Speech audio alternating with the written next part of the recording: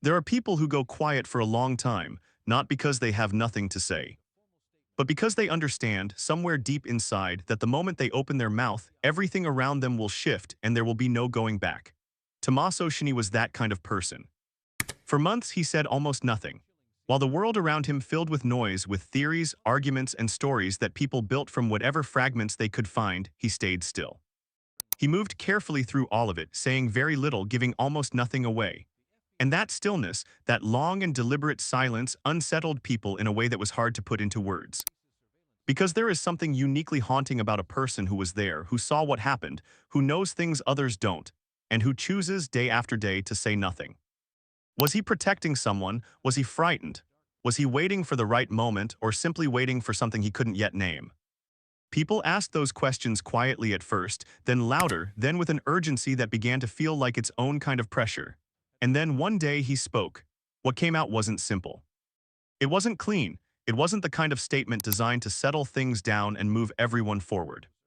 It was layered and complicated, and it landed on people differently depending on how close they had been standing to this story all along. It didn't just answer the questions people had been carrying. It opened new ones, ones that cut deeper and pointed in directions no one had fully considered before. People who were there when he spoke described it as the feeling of a floor shifting. Like a story they believed was already finished had suddenly revealed another chapter.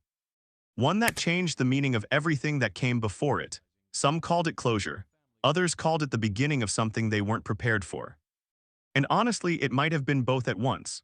This is the story of what Tommaso Cioni finally said, what built up inside him before he said it. What it cost him to carry it, and what it cost him to let it go. And why, for the people who were closest to this story from the very beginning, the world looks genuinely different now. To understand what Tommaso said, and why it carried the weight it did, you first have to understand who he is as a person. He was never built for public attention. That much is clear to anyone who knew him. He didn't come up wanting cameras or recognition or the kind of visibility that some people spend their whole lives chasing. He came from a quieter place than that, a world where what mattered most was the work itself, the craft, the patience, the slow and steady building of something real. People who knew him in his earlier years described someone with an unusual kind of focus, someone who listened far more than he spoke. Someone who, when he did say something, had already thought carefully about it. Not because he was guarded or suspicious, but because he genuinely believed that words have weight and that they deserve to be chosen well. That quality, that calm, measured way of moving through the world, is exactly what made his eventual silence so striking. When he went quiet, it didn't feel like the silence of a man with nothing to say. It felt intentional. Like someone setting something very fragile down on a table slowly, carefully, making sure it didn't shatter before it was time. The world he belonged to was one built on deep relationships and long-held trust. Not the kind of world where things are said loudly or settled quickly. The kind where reputations are built over years, not weeks. Where what you do when things are hard tells people far more about you than anything you say when life is easy.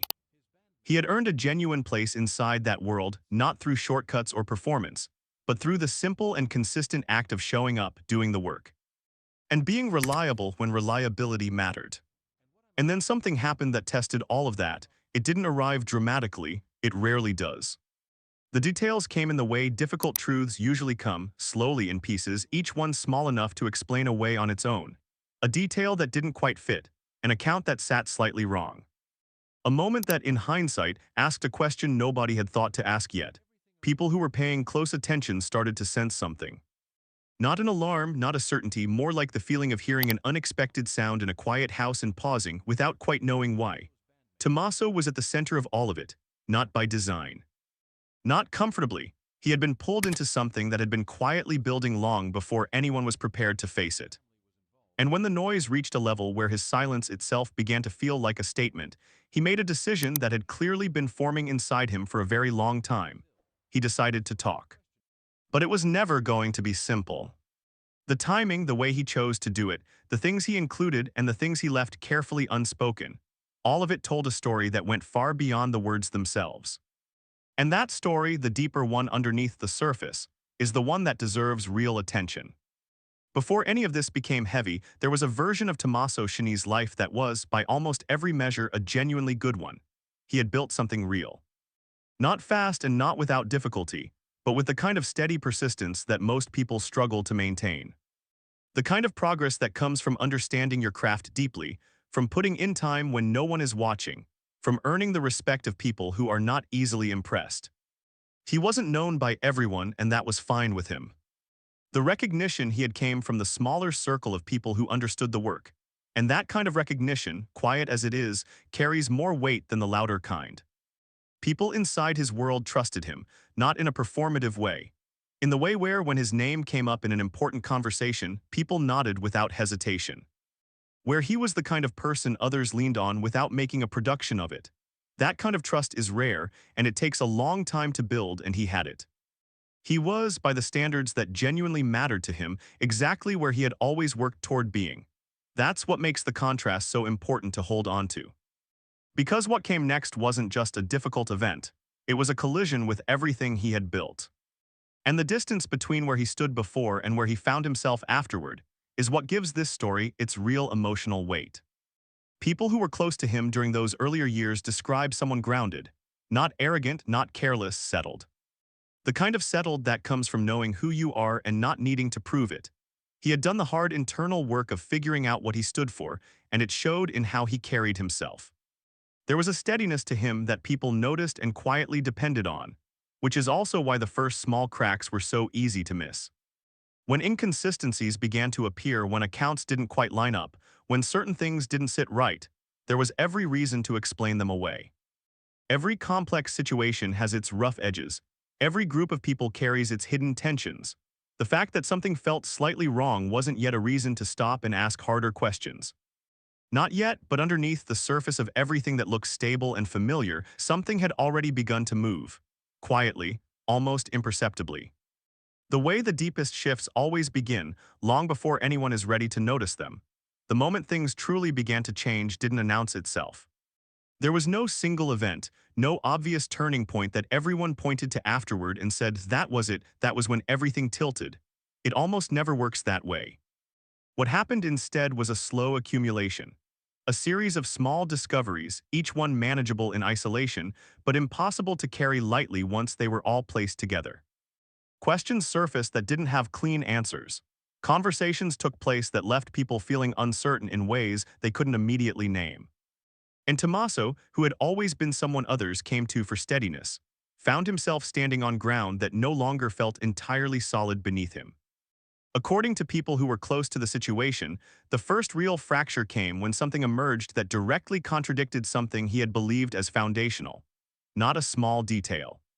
Something central, something he had trusted enough to build thinking and decisions around.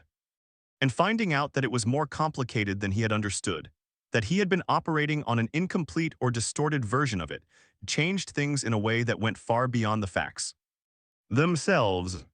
That kind of discovery doesn't just update information, it rewrites the past. It sends you back through memories that felt straightforward and makes you look at them again, more slowly, with different eyes. Conversations that once seemed simple start carrying weight they didn't carry before. Moments you had filed away and forgotten begin asking quiet questions that are difficult to ignore. He didn't say anything publicly, that was something people noticed. While others in comparable situations had moved quickly, reaching for statements, crafting responses, trying to manage how they appeared, Tommaso went quieter. He stepped back. And while the people who knew him well understood what that meant, the people watching from the outside began to read it as something else entirely. Silence in situations like this has a strange power. It creates a kind of vacuum, and vacuums fill. People constructed their own explanations for his absence, their own stories about what it meant, and some of those stories, once they gained enough momentum, became very difficult to undo, regardless of what the actual truth was. What he was doing privately was something far less dramatic but far more difficult. He was working through a genuine reordering, trying to understand where he actually stood in a story that had grown far larger than anything he had anticipated. And he was doing it carefully, because he already understood that when he finally did speak, the words would have to be worth the weight of everything he had held back. There is a point in any long and sustained pressure where something changes, where the weight of it stops being something you carry and becomes something that carries you. Where the act of holding on costs more than letting go. Tommaso reached that point. The questions around him had multiplied. The public noise had grown louder and harder to distance himself from. And the silence that had once felt like the most responsible option began to feel like its own kind of trap. People who had been patient, who had given him the benefit of the doubt for a long time, started to wonder. If there was nothing to hide, why was he still quiet? If his version of events was honest, why hadn't he shared it? It is one of the more painful ironies of situations like this. The more carefully someone protects their words, often because they are thinking seriously about consequences, about doing it right, about not causing unnecessary damage, the more that care gets misread. Caution looks like evasion. Thoughtfulness looks like fear. The very qualities that were driving him to stay quiet began to work against him in the court of public perception. According to people who were in contact with him during this period, the pressure was not only coming from outside, it was coming from people who knew him. People who genuinely cared about him and believed sincerely that the silence was costing him more than speech ever could.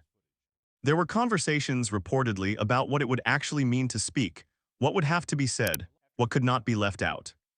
Because the truth he had been holding was not the kind that could be delivered in a clean and tidy way. It was layered, it pointed in multiple directions. It required him to be honest about things that reflected on others and on himself in ways that weren't comfortable. That complexity was part of what had kept him quiet.